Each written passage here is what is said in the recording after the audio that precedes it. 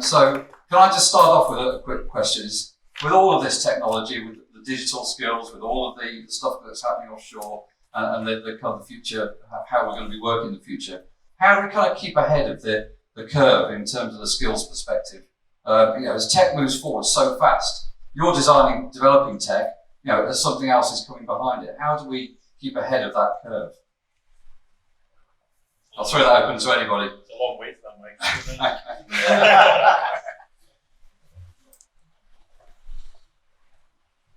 I think at the end of the day, my feeling is you develop the technology first and then the skills come in afterwards. That's the way everything's happened in the world, planes or whatever, you've updated them and people have been trained to work on them and that sort of thing. And there might be a period of people sort of bodging over from one profession into that profession until we can establish it as a recognised skill and requirement. I suppose the offshore wind one's an easy one to pick because no one could fix offshore wind turbines. So eventually, we had a variety of people coming in fixing wind turbines, not necessarily the ones they should have done, but now we've got an established sort of trade and understand what the skills are required going into it. So I think it's hard to guess what's going to come in and then train for something that's not there yet. So I think it's always going to be the other way.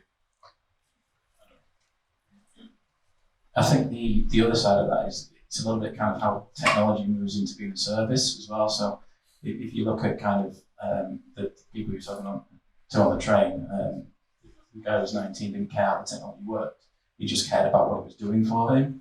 So I think from the perspective of where the technology goes, not worrying so much about the technology, but what we're trying to achieve with it and continually evolving behind the scenes for the people using it is probably more as important.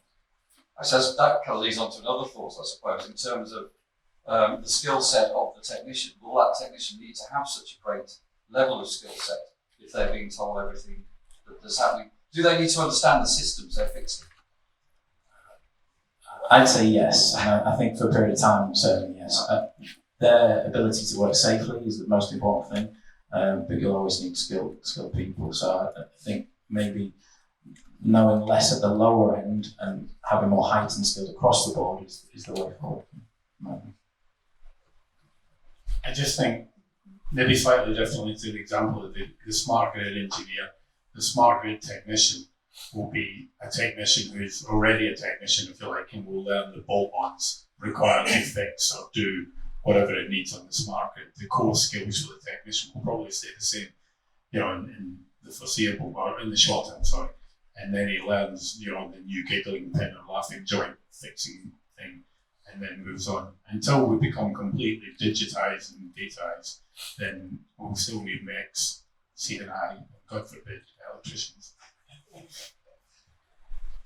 I do worry about what you just said, actually. The reason I say that is if you've grown up and learned to learn in a certain way, that's all great with a VR headset.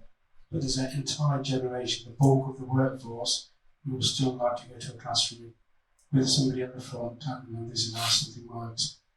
As part of my 12 months in the role, I've spoken to people, and this is problematic. Was stretched so much in terms of technology. There's people at one end of the scale, my children, who don't like reading books for learning. They do it for fun, and they like to use a tablet. The other end of the scale, I include myself at that. I actually like to get a book and a pen and a piece of paper and make myself really think hard. And thinking about the VR side and how people are learning, even further, there are now courses you can do online without ever having to speak to anybody. So we have to cater for a lot of different audiences. I think we as training providers need to adapt to how young people do learn because they're very different beasts. So, have we got any questions for the panel? We need to get...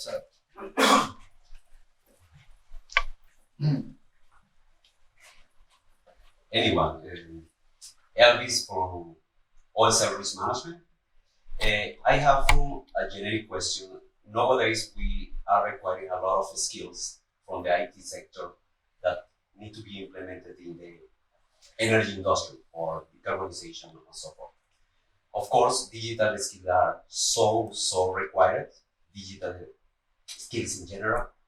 However, how do you think we can manage the uncertainty on competition? Because right now we have banking sector, insurance, pharmaceutical, also demanding engineers and digital skills that in the end can be, we are doing some policies to increase that skills in the energy industry, but that skills are going to other sectors. What are your thoughts around this specific topic?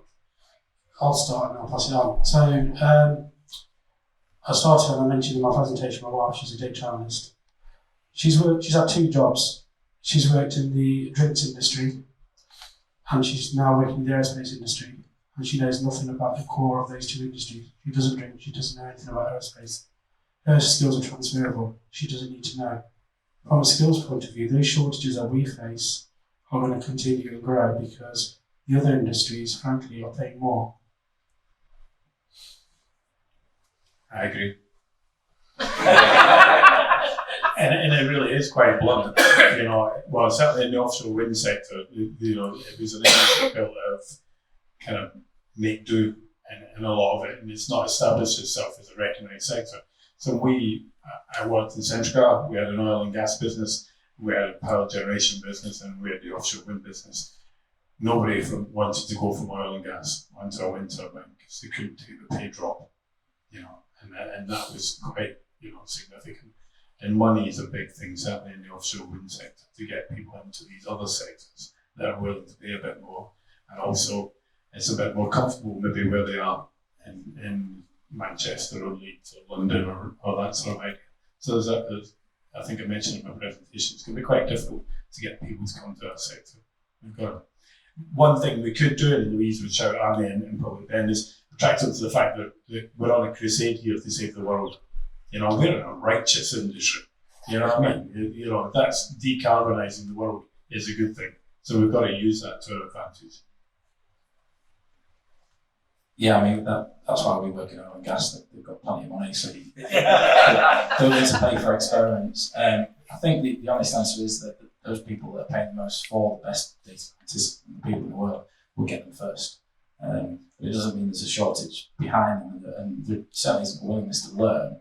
We just have to make that path possible for more people if we need more of them. Realistically speaking, those industries where they can use the technology and see the biggest improvement are likely to pay more and get them sooner. If you need it quicker, you have to pay in their world, and that's as cutthroat as technology tends to be. Yeah. I suppose the other thing is, if you think of it as a profession, you know, they all should be working to improve that profession. The profession itself should look after itself and work with all the industries to try and create more people, fill the pipeline. And that's something I don't think it does right now. It's quite individualistic, if you like, you know, and it's not seen as a, you know, you've got the IMECE and all the different, you know, organisations representing some mechanical engineers or pilots or whatever. You know, there's no one, I think, out there defending data analysts, you know. What a cause. I mean, in terms of the shortages, one of the things I would say to industry leaders is that you can't keep going and getting people in for short-term fixes from a specialist niche pool. Even if you pay them the high skills, you're going to be forced to reskill and spend some of that money on investing on the people you already have, the one who want to stay in the industry.